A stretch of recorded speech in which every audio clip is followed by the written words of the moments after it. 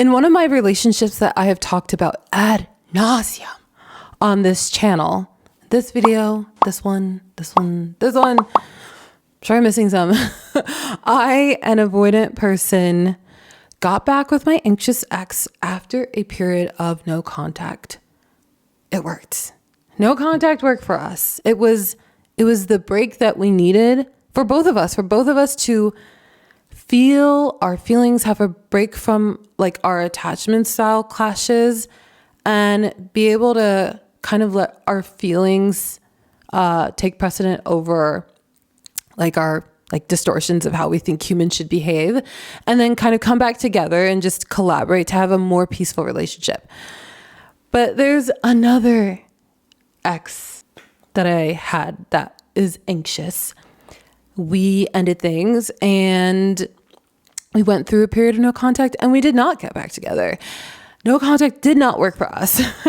And we actually did, after a period of not talking, begin talking again. And like we met up and it was worse than ever. And I want to juxtapose these two relationships to highlight how sometimes no contact works and sometimes it just doesn't.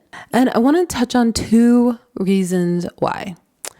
But first, cheers to you, cheers to us, because if you're watching this video right now, first of all, thank you. I'm very humbled by that. And it just shows that your algorithm, your feed is showing you content about attachment styles, codependency, probably inner child work and stuff like that. Why? Because you and I, we are in a period in our lives where we are trying to heal those subconscious patterns in our insecure attachment and make better life choices and be happier people. You and I both know that there's so many people who will go their entire lives. They'll never go to therapy. They will never understand these things. They will never care to understand these things. But we're not like that. So that is cause for celebration. So cheers again.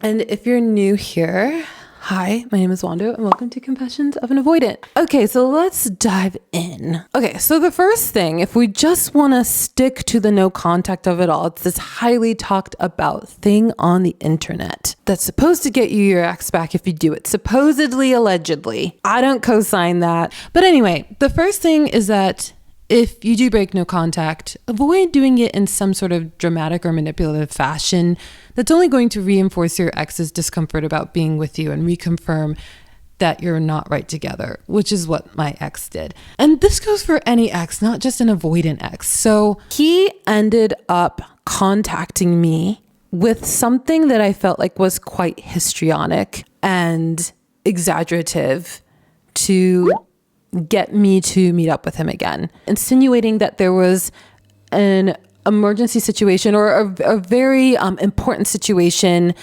and that we needed to like get together and talk about. And I was truly, worried about him. Like we had recently broken up. This was someone I cared about.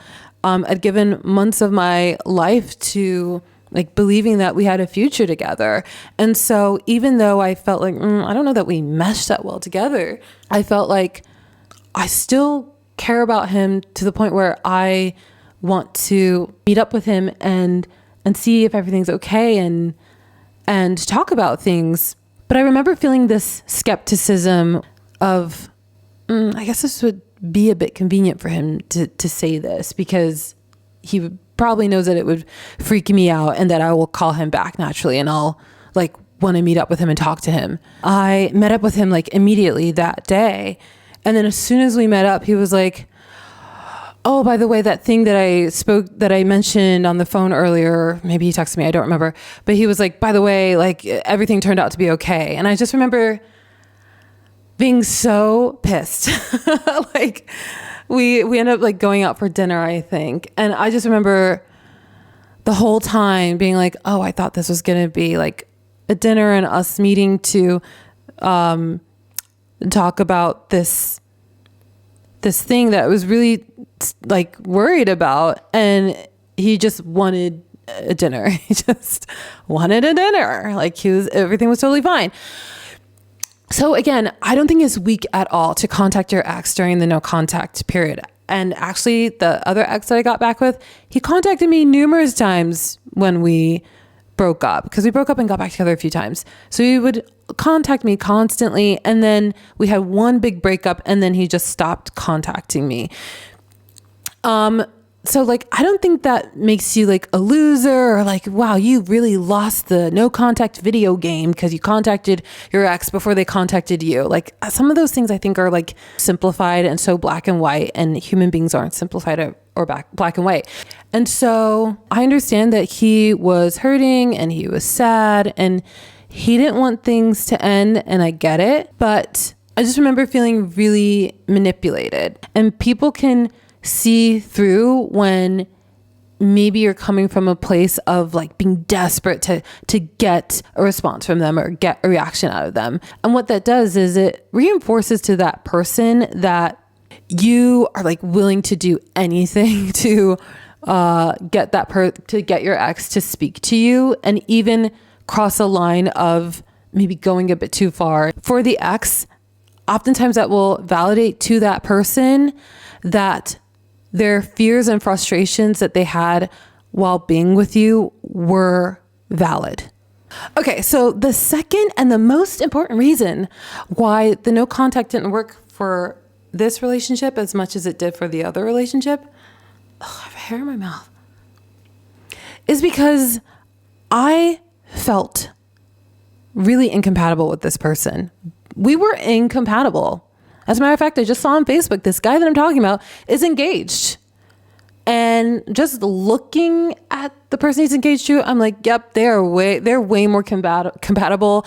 I'm sure she's way more his vibe. I can see just from like her profile and things she posts about and things she's been through in her life from stalking her Facebook. I think she's way more compatible with this guy than I would have ever been. And I would have wasted years of his life if I had been with him. And I think what I find so frustrating about these no contact videos is it downplays compatibility, chemistry, and attraction. Like, these are massive variables that are part of whether or not someone will want to get back with you. And I think what no contact conversations online does a lot is it treats it like a video game. Like, if you like play the game right, you'll like get to the end of the game and you win and you get the ex back. And so much of no contact is about the person who wants their ex back. What about the person who might not want their ex back? What about the person who's not watching videos and binging videos about no contact because they just truly feel not compatible with their ex? And that is how I felt about this ex. Whereas with the ex that I got back with, when we were going through no contact and when he was out of my life for, I would say about a month and a half into no contact, I like missed him because I felt like we were so compatible in a lot of ways. And then the ways that we weren't compatible, I was like, I feel like maybe if we got back together, we could work on these things. Like, we could talk about these things. We understand each other more now that we've broken up and we know the things that led to this breakup. So we know now how to like navigate these bumps in our attachment styles that are causing clashes between the two of us. So for me, like, getting back with him was kind of a no-brainer. Like, I missed him. I still loved him. I still wanted to be around him, all those things.